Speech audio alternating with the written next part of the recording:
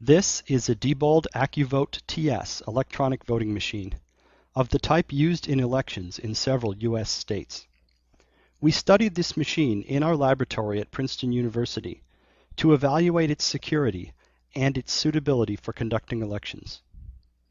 The detailed results of our study, including a full technical paper, are available at itpolicy.princeton.edu/voting. The behavior of voting machines is controlled by computer software. The software that tallies votes on this machine was written by Diebold. Our study shows that a criminal who can inject malicious software into this voting machine can control how the votes are tallied. His malicious software can steal votes, and it can cover its tracks so that the theft cannot be detected. To illustrate this danger, we have created in our laboratory a demonstration software program that steals votes. This video will show our demonstration software in operation. We will also show how a criminal can inject malicious software into a voting machine, and how he can create a computer virus that spreads itself between voting machines, injecting malicious software on every machine it infects. We will now show how to steal votes in a simulated election. On the morning of Election Day, the voting machine awaits instructions. The machine appears to be functioning normally, but unbeknownst to any observer, it contains malicious software that will steal votes. The machine greets the election workers normally.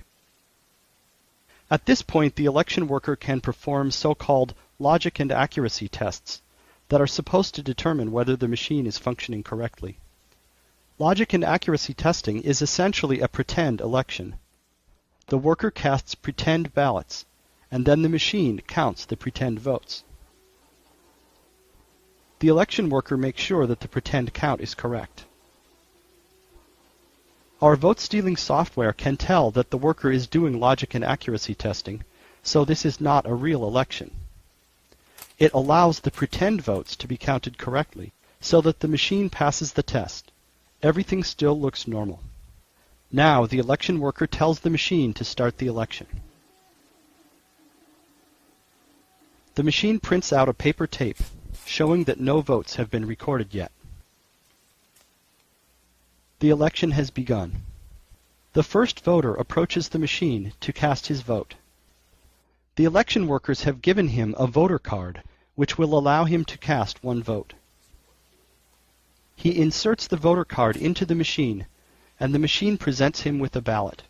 In this example election, there are two candidates for president, George Washington and Benedict Arnold. The voter chooses George Washington. The machine asks him to confirm his vote, and he does so. The machine ejects the voter card after marking it as used. That's one vote for George Washington. 4 more voters cast their votes. They vote for George Washington, Benedict Arnold, George Washington, and George Washington. The correct result for this election is George Washington 4 votes, Benedict Arnold 1 vote. Election day is now over. An election worker approaches the machine, inserts a supervisor card, and tells the machine to end the election. The machine prints out a paper tape announcing the results.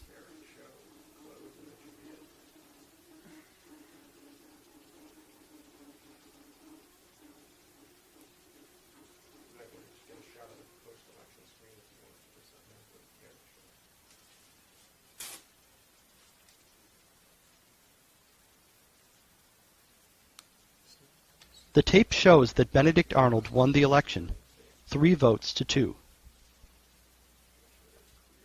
This result is incorrect. Malicious software stole votes from George Washington and gave them to Benedict Arnold. The voting machine recorded the election results on its internal memory and on a removable memory card. A poll worker opens the side of the machine and removes the memory card. The memory card, when examined by technicians, also shows that Benedict Arnold won the election, 3 votes to 2. Every record kept by the voting machine shows the same fraudulent result. Arnold 3, Washington 2. How did this happen? The voting machine was running Diebold's election software, but it was also silently running our demonstration vote stealing software. And our software was able to steal votes without being detected. When the election ends, the vote stealing software can delete itself from the voting machine. No evidence remains that the machine was ever hijacked. No evidence remains that any votes were stolen. As far as anyone can tell, the election was conducted fairly. But the result is fraudulent. This vote-stealing attack requires injecting malicious software into the voting machine.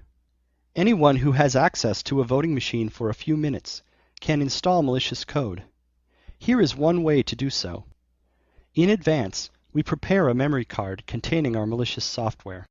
When we get a few minutes alone with the machine, we first open the side door. We can do this with a key. There are thousands of keys in circulation, and any hardware store will copy them. Even without a key, the lock is easily picked.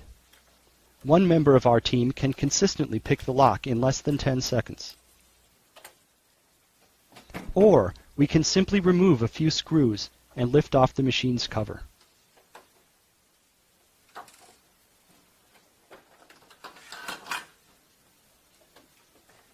Next, we remove any memory card that is already in the machine and insert our prepared memory card. We press the power button to boot the machine. When the machine boots, it will automatically install our malicious software for us.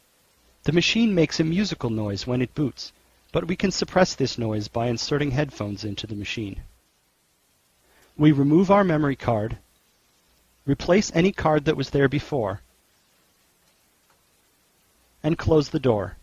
Our malicious code is now installed on the machine. The total elapsed time is less than 1 minute. Due to design flaws in the Diebold AccuVote TS voting machine, it is possible to construct a computer virus that infects these machines and spreads automatically from one machine to many others. To illustrate this, we have constructed a demonstration virus in our lab. The machines use removable memory cards to distribute software updates and store the results of elections. The memory cards function similarly to floppy disks or thumb drives on ordinary PCs. Memory cards act as carriers for the virus. When a memory card is inserted into an infected machine, the machine copies the virus onto that memory card. If the memory card is removed and later put into another machine, the virus spreads from the memory card to the new machine. In this way, the virus can spread from one infected machine to an entire population of machines. The virus can carry with it a malicious payload program that is installed on every infected machine. For example, our demonstration virus carries our vote-stealing software, so that every machine that catches the virus will steal votes. A criminal could use this kind of virus to install malicious software on many voting machines, even if he has access to only a few machines, or even only one. By planting a virus far enough in advance, he can ensure that a significant number of machines will steal votes on Election Day. These problems, taken together, pose a very serious threat to the security of the elections conducted on Diebold AccuVote TS voting machines. We urge public officials to address these issues promptly. More details, including a full technical paper containing a more complete security analysis and a discussion of mitigation strategies, can be found on our website at itpolicy.princeton.edu/voting.